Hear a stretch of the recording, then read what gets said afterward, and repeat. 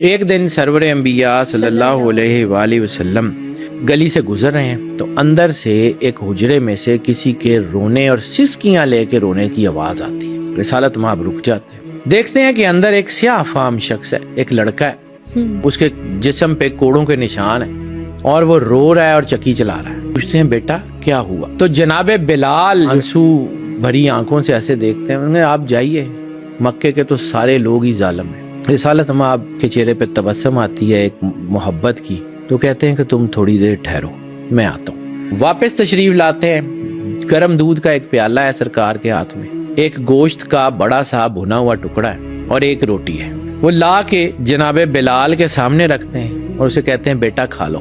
اس نے کہا میں کیسے کھا لوں، مجھے شدید بخار ہے، میرا پورا جسم درد کر رہا ہے، مجھے کوڑے مارے ہیں میرے مالک نے، اور شدید بخار کی حالت میں اس نے کہا ہے کہ یہ جتنا یہاں پہ اناج پڑا ہوا یہ صبح تک پسا ہوا ہونا چاہیے۔ رسالت مآب سرور انبیاء صلی اللہ علیہ وآلہ وسلم اس کو کہتے ہیں کہ بیٹا آپ کھانا کھاؤ، آپ کی جگہ چکی میں چلاتا ہوں۔ کچھ دیر بعد جناب بلال نے وہ گرم دودھ پیا، گوشت کھایا، روٹی کھائی، بخار میں تھوڑا سا افاقہ محسوس ہوا، طبیعت میں تھوڑا سا سکون آیا، اونگ آنے لگی۔ رسالت مآب نے کہا بیٹا آپ سو جاؤ، میں آپ کے دانے پیس دوں گا۔ صبح جب حضرت بلال کی آنکھ کھلتی ہے تو دانے سارے پیسے ہوئے۔